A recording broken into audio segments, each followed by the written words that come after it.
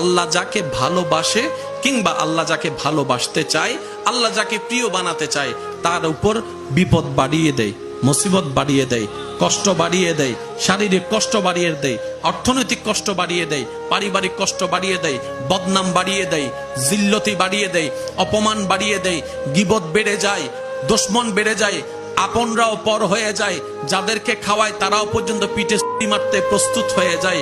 মনে রাখবেন, যখনই জীবনে এমন কিছু অনাকাঙ্ক্ষিত ঘটনা আপনার চোখের সামনে আসবে, আপনার বিবেকের সামনে আসবে, এতটুক মনকে স্থির করিয়ে নেন, আল্লাহ তাআলা আমাকে ধৈর্যের পরীক্ষা নিচ্ছেন। সুবহানাল্লাহ, আল্লাহ আমার ধৈর্যের পরীক্ষা নিচ্ছেন।